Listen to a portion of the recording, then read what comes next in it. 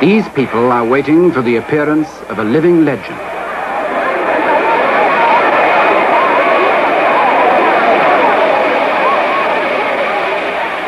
Ministers of government, ambassadors and their wives, princes of the church.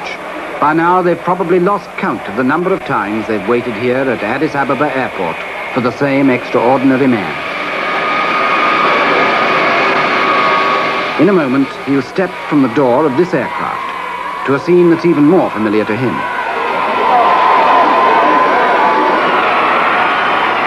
And here he comes, the legend in person. One of the world's best-known figures and faces, and one that most of us know least about. Father figure of modern Africa and relic of a vanishing world, feudal despot and reforming monarch, one of the last claimants to the divine right of kings, the legendary descendant of King Solomon and the Queen of Sheba.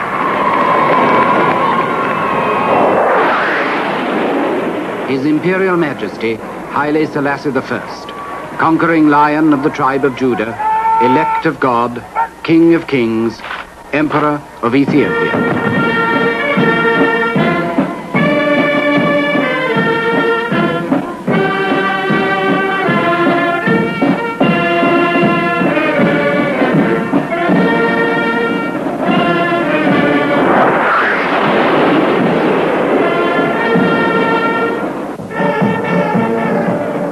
Not long ago, Haile Selassie celebrated his 40th anniversary as emperor, and his own people of Ethiopia came to do him honor.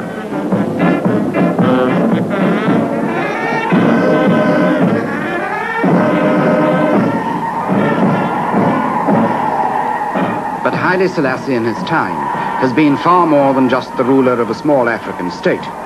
He's become one of the great survivors of our day and of yesterday, riding out in shrewd triumph all that the 20th century could throw at him.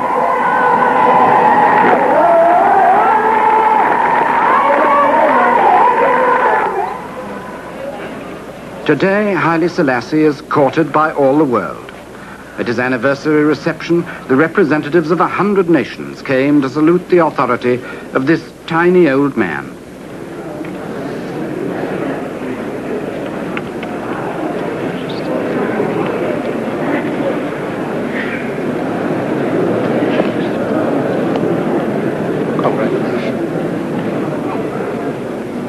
He was probably the first African leader to be treated by white men as an equal, and the first to be sacrificed by them in the name of appeasement. He's learned to trust nobody, except perhaps his dog, and yet he's won the respect of the world, for there's no man alive today whose life has spanned so much. Now, in his old age, he's practically the incarnation of the history of our time.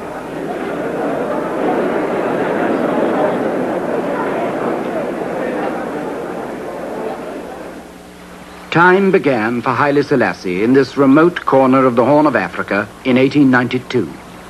In London, Queen Victoria had celebrated her Golden Jubilee. In Africa, the colonial powers were carving up the continent. But the world Haile Selassie was to grow up to had not been dreamed of. He was born in a thatched hut and christened Tafari Makonnen. And though he was of Ethiopia's royal blood, his childhood on these hillsides was as carefree as childhood should be.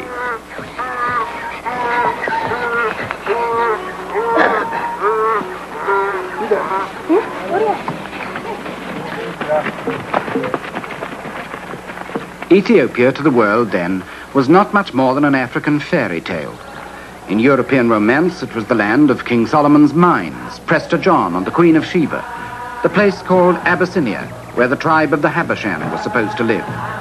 Only a handful of foreigners had reached its interior and found among its mountains the source of the Blue Nile.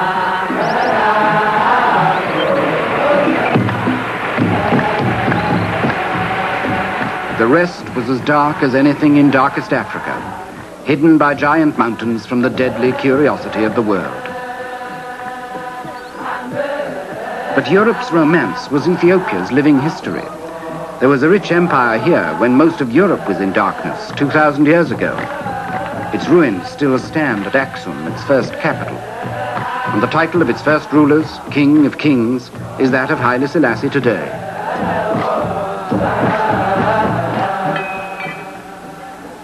The empire's history since then is a rich confusion of fact and legend. There are still 50,000 people like these in Ethiopia who call themselves Jews of the House of Israel and claim descent from the first Jews out of Arabia 3,000 years ago. They observe the Jewish Sabbath and mark their pottery with the Star of David. Like Haile Selassie's imperial crest, the star crowns the Lion of Judah, the central Ethiopian symbol, begotten from Sheba, who bore a son to King Solomon and called him Menelik, the first Ethiopian emperor.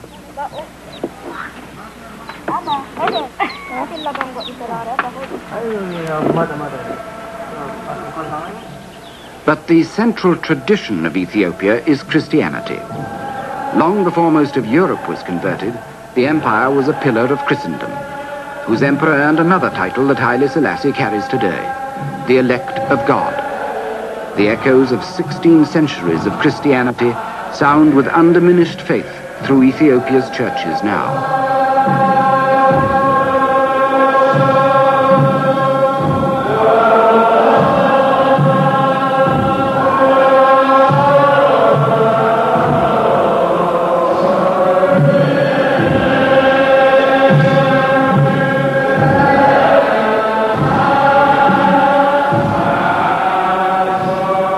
The church in Ethiopia was a sort of barbaric Byzantium, and a crusading church as well, bestowing the light of Christ upon the heathen tribes.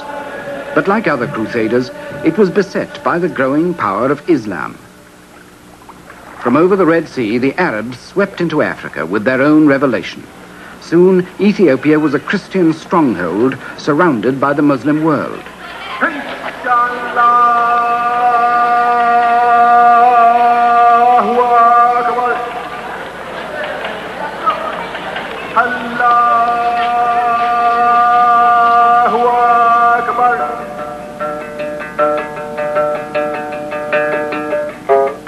Hidden in the mountains from the Muslim invasion, the emperors and priests of Ethiopia kept the Christian faith alive.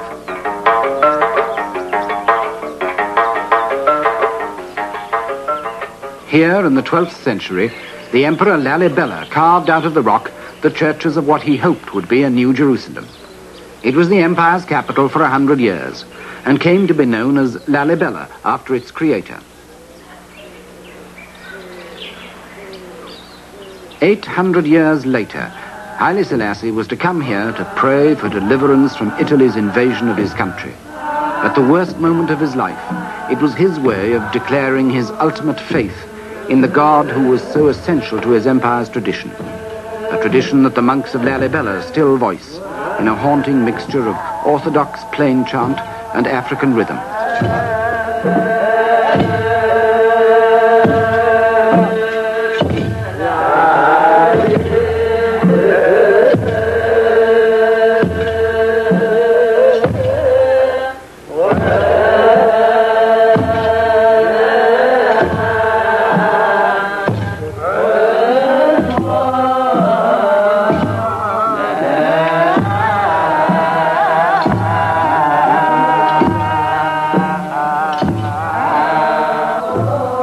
In the long struggle with Islam, church and state became inseparable, and the Christian powers of Europe sent emissaries to the emperors to help them against the Muslims.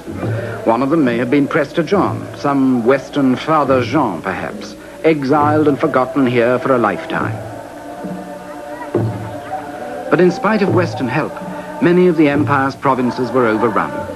The emperors themselves became nomads, wandering the highlands from camp to camp, until here at Gondar in the 17th century, they came to rest again in renewed splendor.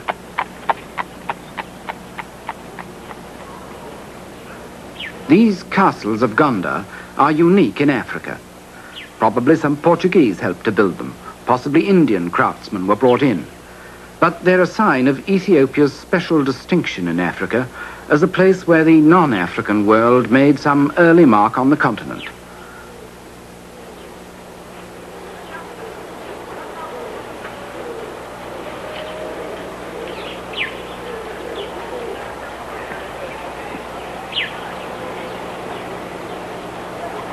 Gondar was only a brief revival of a declining empire.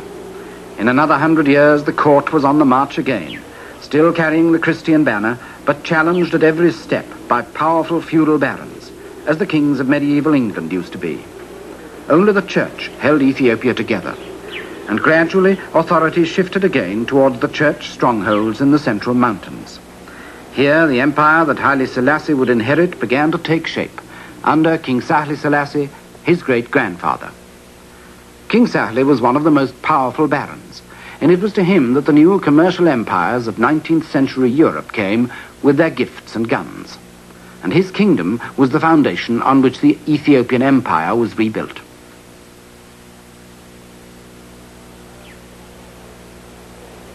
Its revival was heralded by a Christian crusade, led by a man who was half monk, half warrior, and who defeated all other contenders for the throne, the Emperor Theodore. But in 1862, Theodore fell foul of Queen Victoria. By a misunderstanding, she failed to answer one of his letters, and in a huff, Theodore imprisoned a British consul and some European missionaries in his mountain fortress at Magdala. When 5 years of diplomacy failed to secure their release, the British at last sent a military expedition to recover them.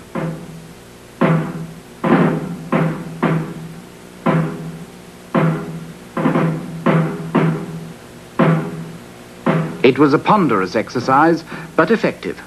With elephants, gun carriages, and Indian sepoys under the command of General Napier, they clambered steadily into the mountains that had been Ethiopia's best defense for so long. The Ethiopians were no match for them. They had few rifles and no artillery to save their old empire from the new world. As Napier's army approached their last stronghold, Theodore shot himself. The new concept of empire had triumphed over the old. Yet in Theodore's medieval crusade, there was a glimpse of a new Ethiopia. And 20 years later, under the Emperor Menelik, grandson of Sahle Selassie and half-uncle to Haile Selassie, that glimpse became something like reality. Europe's scramble for Africa was then in full swing, and as the Western empires planted their flags all over the continent, only Menelik's Ethiopia seemed able to stand against them. At Addis Ababa, in Sahle Selassie's old kingdom, Menelik created a new capital for his empire. It was Ethiopia's first permanent capital since the heyday of Gondar, 200 years before. Menelik's palace is still used 80 years later by Haile Selassie, and to him it's a permanent reminder of the day when Ethiopia showed that it could, after all, resist the power of Europe, when Menelik's army in these mountains defeated an Italian invasion at the Battle of Adwa. The year was 1896, and the traditional Ethiopian painting tells the story of a modern awakening.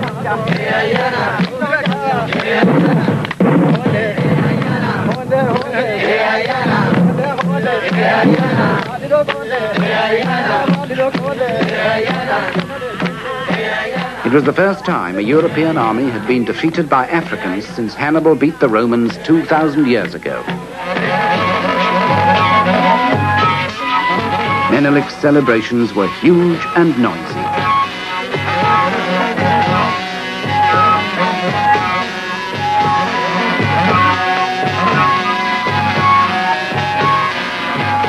For days on end, the drink ran like water, and the tables were red with the blood of raw meat.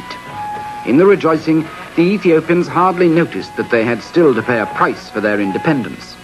From now on, they would be enmeshed in the quarrels of the European powers. While the new ambassadors and their lady wives looked with astonishment at Menelik's medieval feasts, they were secretly seeking for allies here in the power struggle that was raging in Europe. Into this strange twilight world between yesterday and today, Haile Selassie was born. Now, after 80 years, he looks back on a lifetime that has spanned the gap between the 2,000 years of African tradition he inherited and our own jet-propelled international revolution that threatens to overwhelm him.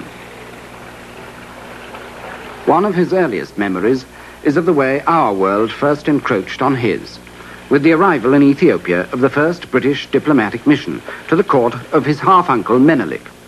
He was 5 years old. The year was 1897, just a year after the great victory of Adwa, and the British mission on its way to Addis Ababa stayed with the young Haile Selassie's father in the town of Harar. Harar then was a newly conquered province of Menelik's empire, taken from Muslim hands. Haile Selassie's father, Ras Makonnen, was Menelik's governor for Harar and a favorite to succeed to the throne. In Muslim hands, Harar had been a secret city, closed to non-Muslims for centuries. 40 years earlier, the British explorer Richard Burton had only been able to get here disguised as an Arab. He didn't think much of what he saw. The streets were stony and narrow, the faces were stern and secretive. He thought they justified the local proverb, hard as the heart of Harar.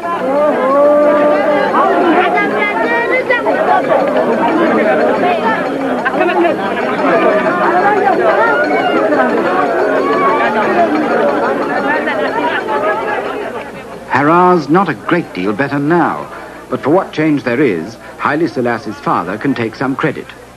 He allowed French priests to open this little mission school in the town, and sent his son, Tafari Makonnen, to learn from them. 70 years later, French is still the only foreign language Haile Selassie speaks with any fluency. Today, the school is little changed, but in coming here as a boy, Haile Selassie recalls that he had an advantage given to very few others in the empire at that time, and he's been obsessed with the value of education ever since. His father is remembered by Haile Selassie as an unusually enlightened man. He built Harar's first hospital. He opened the first Ethiopian state school. And because he knew he might one day become emperor himself, and that Tafari would succeed him, he tried to prepare his son as best he could for the changes that he knew were bound to come from the traditional ways of the old world to the revolutionary demands of the new. So, throughout his boyhood, the young Tafari lived happily in his father's house, with a future that seemed secure. But suddenly, his father died, and Tafari passed at once from security into a world of medieval intrigue. He was only 13.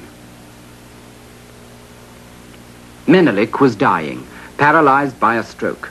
He had no son of his own, and with Ras Makonnen's death, the last chance of a clear succession had gone.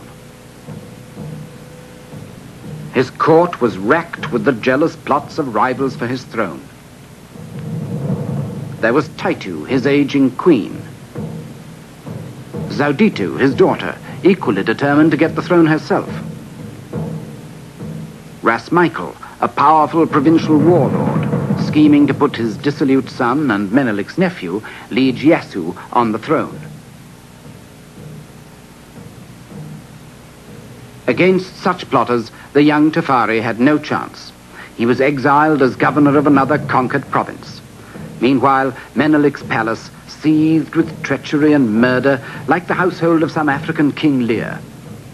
For 5 years, the conspiracies tore the court apart, until in 1911, the doddering Menelik at last revealed his choice. Ras Michael's son, Liege Yasu, was the heir to his throne. The queen and his daughter were thrust aside, and Tafari Makonnen joined Ethiopia's other barons in swearing an oath of loyalty to his rival. As a reward, he was sent to his father's old job as governor of Harar. In Harar, Tafari was safely out of the way, a week's journey from the capital. He was just 19, but he was experienced far beyond his years. Already he knew not only how to run a province, but how to play a waiting game, and he knew there was still a crown to play for. He needed all his caution, because when Menelik died at last, and Liege Yasu was crowned, the new emperor was already half mad with syphilis, turning from youthful dissipation to exotic vice and murder. He tried to murder Tafari on this lake near Harar, where Tafari often went boating with friends. This time, Liege Yasu bribed a servant to hole the boat so that it sank in the middle of the lake. The friend was drowned. Tafari survived by swimming ashore. The foreign embassies dabbled in these plots as well. The new diplomats who'd surrounded Menelik now imposed on these medieval intrigues the shape of approaching war in Europe. Germany and Turkey stood with Liege Yasu. Britain, France, and Italy swung to Tafari's side. It was 1914, and as the guns opened up on Europe's western front 4,000 miles away, the contest in Ethiopia took an older shape. Christianity once again prepared for a clash with Islam.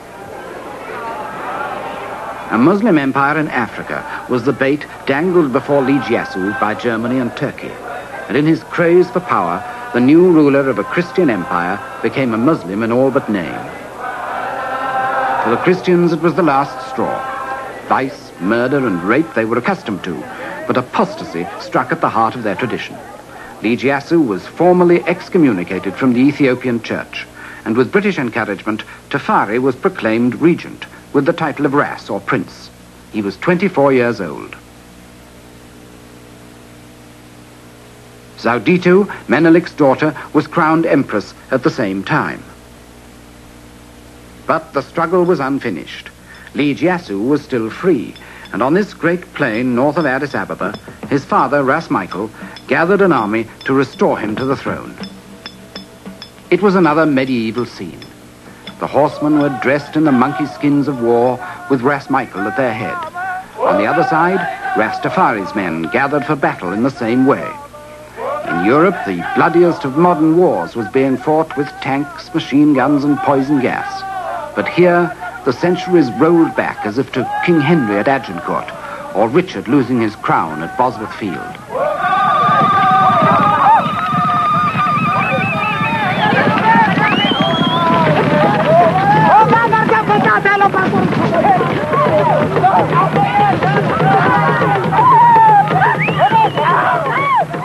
Like Menelik's victory at Adowa, this battle of Rastafari for his crown has become one of the great subjects of Ethiopia's popular art.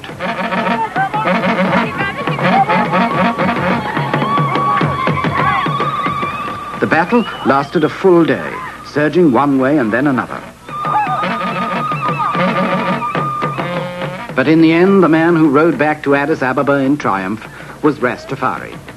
It was a victory that he still recalls as the turning point of his life.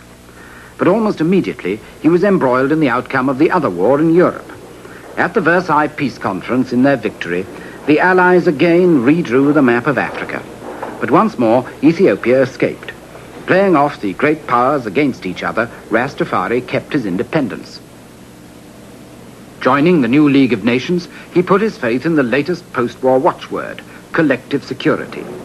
In such great company, one little country would surely be safe, and none would let another gobble it up.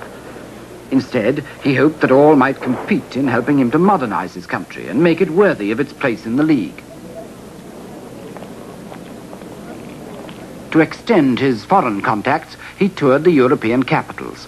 In London, the Times described his arrival as an historical event. In Stockholm, he met King Gustav, and the Swedes promised him doctors. In Brussels, he found financiers ready to invest in his country. The French were already in Ethiopia. They had completed a railway from the coast to Addis Ababa in 1918. It was Ethiopia's first physical link with the modern world, and it helped to establish Addis as a permanent center of Ethiopian government, as no capital had ever been before. But Tafari still needed all the foreign help he could get. Most of Ethiopia was still sunk in the Middle Ages, and Addis Ababa was still only a ramshackle place of tin roofs and open drains.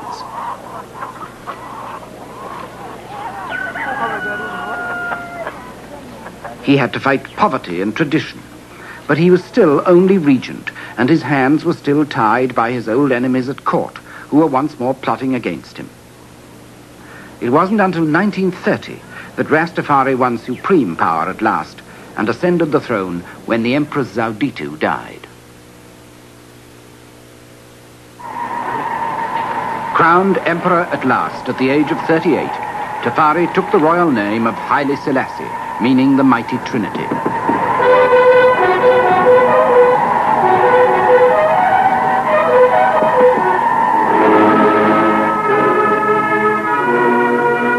His coronation was attended by men of rank and circumstance from all over the world. The Duke of Gloucester went from Britain. France sent a field marshal. Italy, the heir to the throne.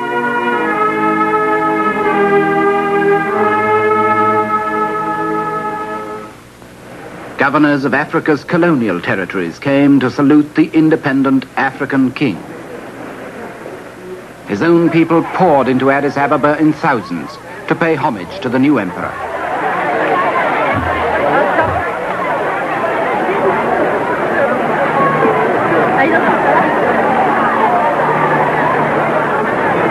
At this moment, Ethiopia seemed about to be the first country in black Africa to step hopefully into the modern world. Instead, the modern world marched almost at once into Ethiopia, far more brutally than before.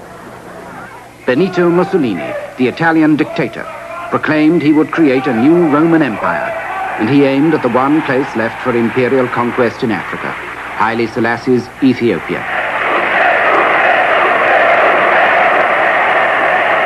Mussolini's excuse was Ethiopia's backwardness, that same medievalism that Haile Selassie himself hoped to end. He told his soldiers they had a civilizing mission, but his ambitions dragged Haile Selassie straight into the 20th century's new barbarism. Hitler threatened the peace of Europe.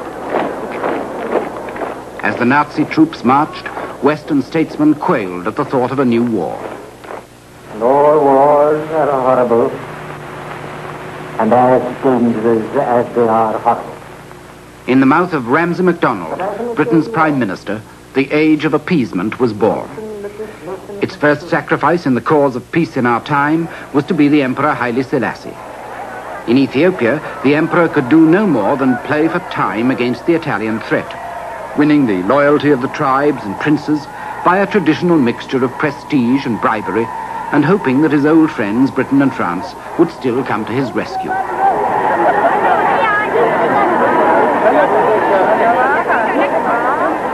But Haile Selassie and his men were whistling in the dark. The Italian troops were already embarking, and Britain and France would do no more than proclaim an embargo on arms sales to both sides. For Italy, with her own arms, the embargo was a green light. For Ethiopia, it was a death sentence.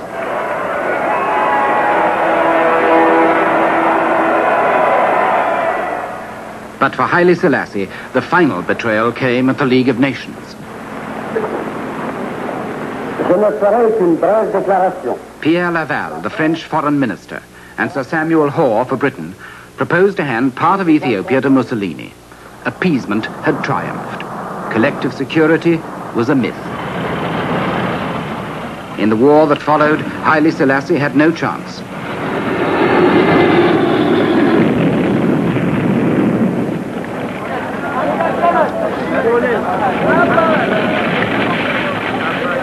Forty years earlier, Haile Selassie's father had helped Menelik to beat the Italians at Adwa. Now Mussolini's troops had their revenge. Within a month, Ethiopia's first capital at Aksum had fallen, and over 2,000 years of independence were nearly at an end. Abandoned by his international friends, Haile Selassie found even his own men unwilling to fight on. He had only a handful of trained troops. The rest were untrained tribal warriors, hopelessly outgunned.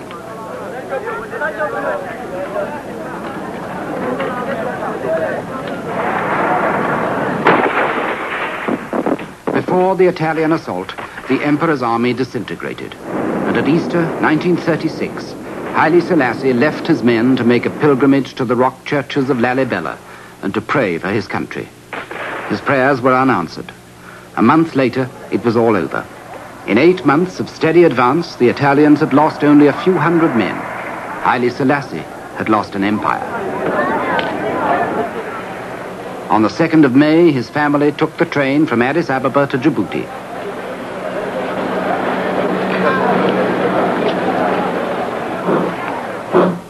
On the 5th of May, Haile Selassie followed them.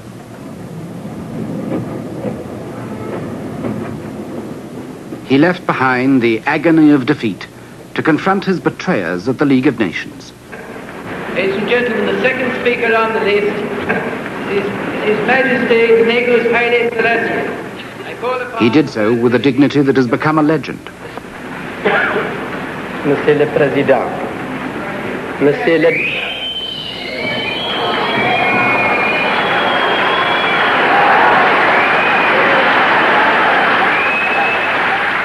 The jeers of fascists in the gallery did not stop him. I am here to claim justice, he said. What reply shall I take back to my people? There was no answer, and there could be none. The League was dead. So, said the Emperor, it is us today.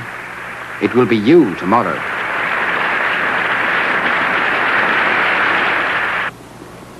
Haile Selassie went into exile in Britain. He was 44, and it seemed then as if his life's work had ended before it had begun. He vanished in the gathering storm of war that his downfall had started. Hitler had already re-entered the Rhineland. Austria was soon occupied. Munich was to follow, then Czechoslovakia, and finally the German army marched into Poland, and at last the world woke up. Britain and France declared war on Hitler's Germany. The age of appeasement was over. But as Europe went to war, appeasement's first victim seemed more than ever forgotten. Only when the war widened still further was Haile Selassie remembered again.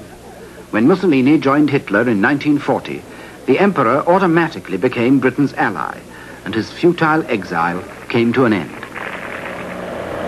Within weeks, Haile Selassie was back in Africa, waiting for the British to mount an invasion of his own country. The campaign was one of the swiftest and most successful of the war. In less than a year, the Italians were defeated, and Haile Selassie was on his way back home. He flew into Ethiopia from the Sudan, and while other troops fought their way to Addis Ababa from the coast, he returned by road through the mountains. Just above Addis Ababa, he stopped for a first look at his capital, 5 years to the day since he had left it. What one imperial power had put asunder, another had restored. The legend of Solomon and Sheba was rekindled. The Lion of Judah had returned. Ethiopia rejoiced, and so did Haile Selassie. For him, it was one of the greatest moments of his life, a chance to start again.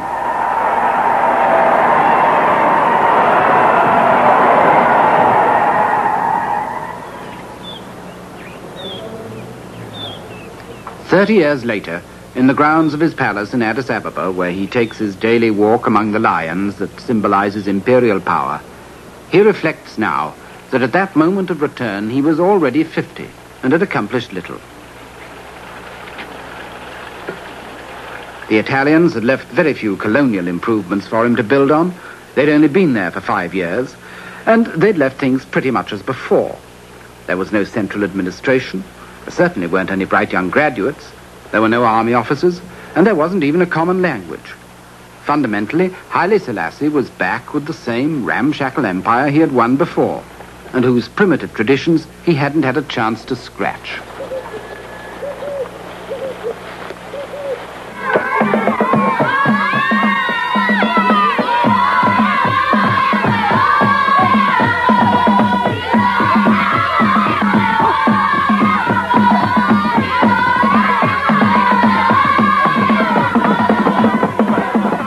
When Haile Selassie returned, his empire had 20 million people, 100 different tribes, and 50 different languages, and was twice the size of France. It was a proud empire, but its 2,000 or 3,000 years of tradition underwrote poverty, disease, and ignorance. An empire where more than half the people were pagan or Muslim, yet were ruled by a Christian monarch, whose church was still the only source of unity. A secluded empire, where life had remained unchanged for centuries. An empire, in fact, as backward and conservative as anywhere in the world.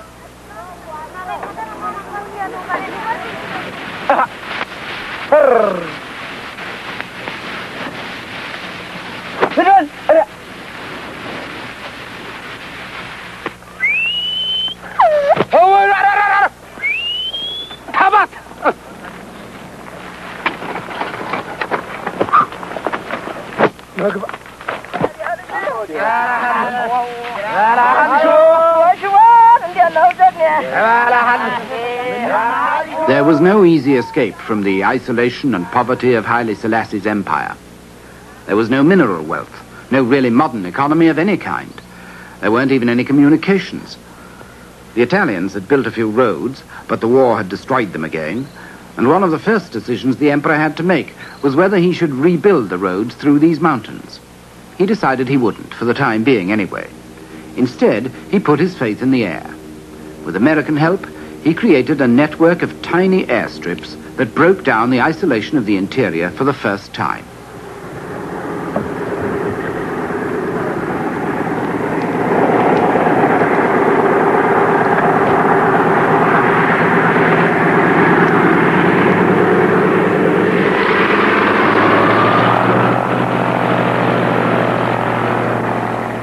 When the 1950s opened, Ethiopian Airlines were in business. It was Haile Selassie's first major accomplishment in modernizing his country. There was everything else still to be achieved. Yet at this moment, by a stroke of luck, Ethiopia's past for the first time came to the aid of the present and made Haile Selassie and his capital the focus of Africa's new hopes.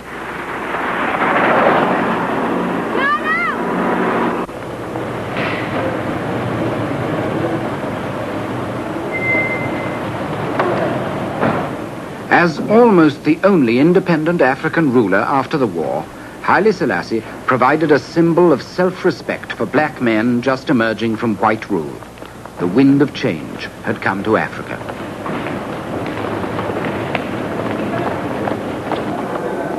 Recognizing the emperor's unique position, the United Nations chose Addis Ababa as its African headquarters, and he embarked on a new political career. The age in which we live, Your Imperial Majesty, is an age of paradox. In his brand new Africa Hall, Haile Selassie presided at innumerable meetings of his new revolutionary colleagues. He became the great African father figure, the great African peacemaker, in the Congo, in Biafra, in Morocco and Algeria. It was a strange apotheosis for the King of Kings. He didn't always succeed, but his voice commanded respect, because he alone in Africa had been both victim and victor in the struggle against colonial rule. He alone had been the first martyr of the old League of Nations and was now a founder and guide of the new United Nations. Seeing his influence in the new Africa, the world beat a path to his door. The Organization of African Unity followed the United Nations and set up shop in Addis Ababa. Diplomats and businessmen flocked in. Within a decade, the face of Addis Ababa was transformed. The signs of international affluence towered over the old open drains.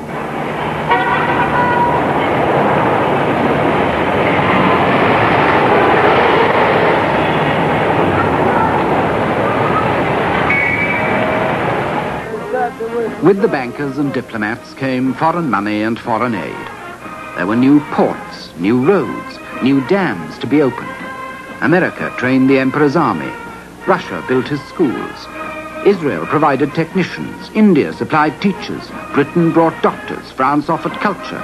Germany sent trade missions. Haile Selassie's old empire had become the new African showcase, and everyone wanted an exhibit there.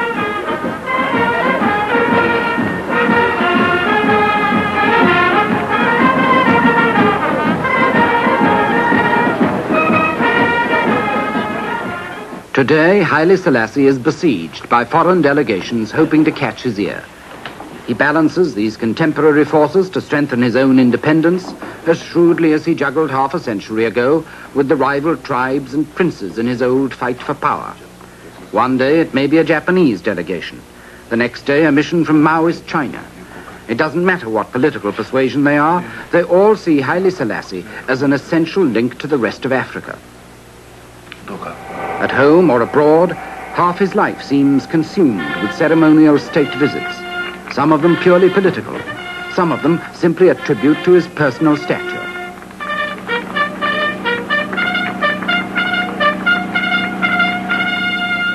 Even with Italy, he's made friends again. On a state visit to Rome, 30 years after Mussolini's troops had been driven from his country. At home, he seems all-powerful, adding to the natural mystery of a divine monarchy the artificial cult of personality. His name is everywhere. His presence seems all-pervading. His word seems law. His ministers are overshadowed by him, and his government is run by him. His palace is surrounded by all the machinery of a modern administration, but even his prime minister brings the important decisions back to him. In his old age, it looks as if Haile Selassie has routed all his enemies at last, to emerge supreme, as if the all-wise and benevolent Lion of Judah has prevailed.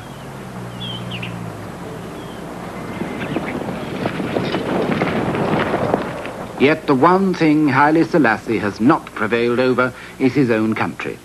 Outside Addis Ababa, the traditional Ethiopian ways have hardly changed at all. The emperor's writ runs only as far as his governors can ride.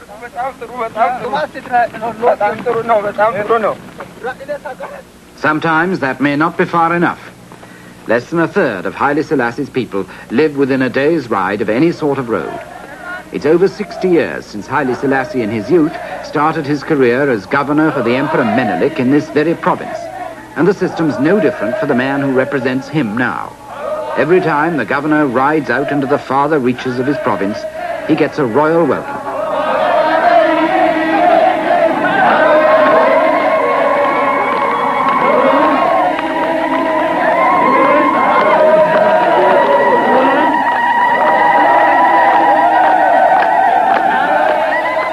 Like Haile Selassie in the old days, the governor still needs guards to protect him, servants to tend him, even interpreters to translate for him, because hardly anybody in the remoter provinces speaks the language of the emperor's government.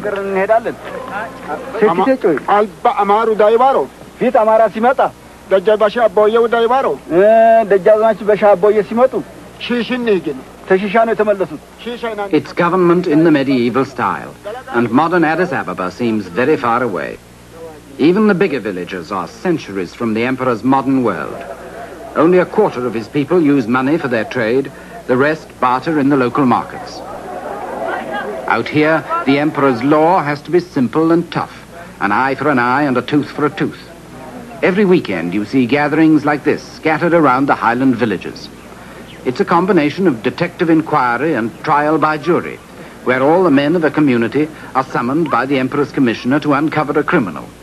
It's the village elders who make the investigation.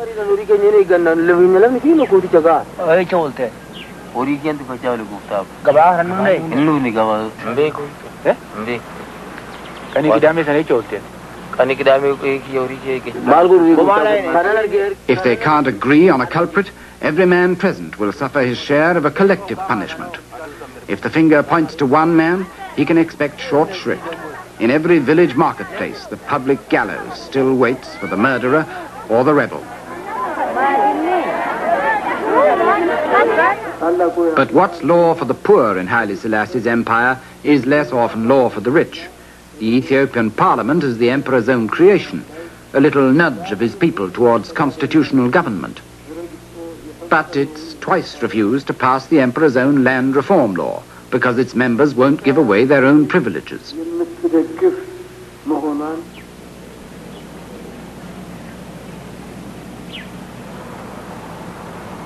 As the years go by, the emperor's step gets slower.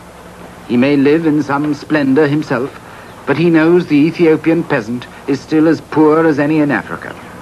Yet he's paralyzed by the traditions he's inherited from 2,000 years ago. Landlords and princes dominate his parliament and hold the countryside in fee.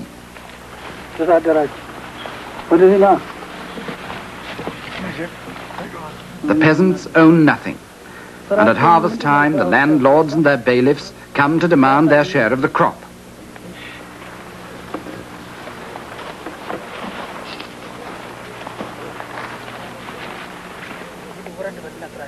The landlords may not be as powerful as they used to be, but like the barons of feudal England, they're still strong enough sometimes to hold even the monarch at bay, still strong enough to hold the people in complete subservience.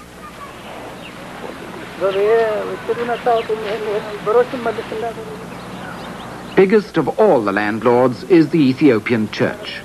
History has made it inseparable from the empire, and now, as powerful as the great monastic orders of medieval Europe, it dominates the life of the Christian highlands.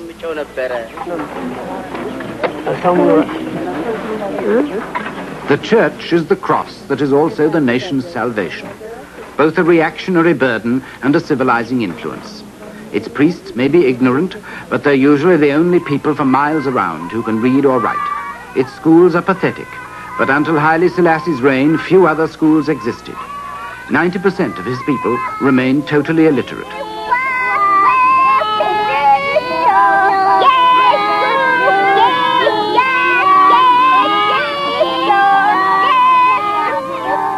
Nearly half the population of Ethiopia now is under the age of 15, and for Haile Selassie, their education has always been an obsession.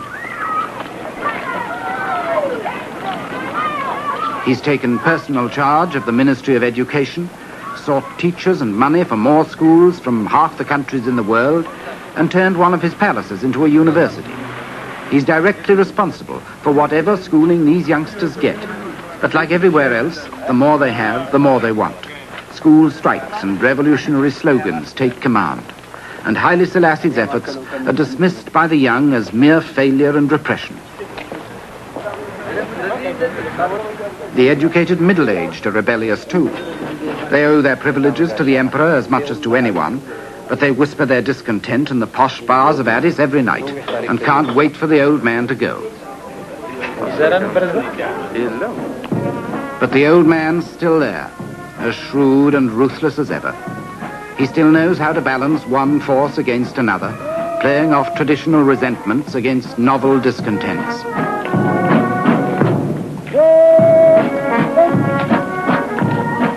Some of the latest challengers to Haile Selassie's rule combine the old and the new Ethiopian divisions and discontents. Down near the coast in Eritrea, where the Italians had their empire for half a century, there's a popular liberation front now, fighting for independence from Haile Selassie, and joining the old battle of Islam against Christianity with a new revolutionary movement against an ancient monarchy.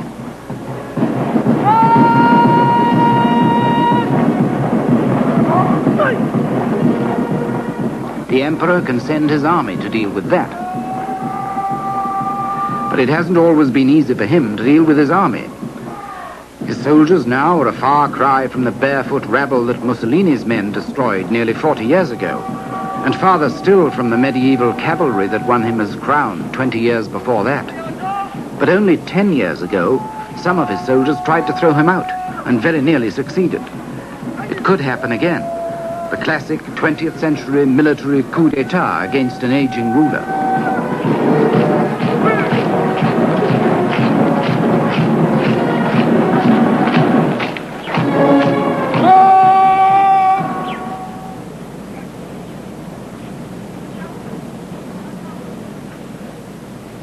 Haile Selassie is a lonely man now. His wife, 2 sons, a daughter are all dead, and though others remain to keep him company now and then, the essential solitude of his life on the tightrope of power must grow more oppressive every year. On one side, there's still the old Ethiopian world of feudal power and tradition. On the other, there's the new challenge of his own reforms, the educated youngsters and the modern army officers who want the world and would like it now. They're the upper and nether millstones which have ground many a good man exceeding small, especially in this century.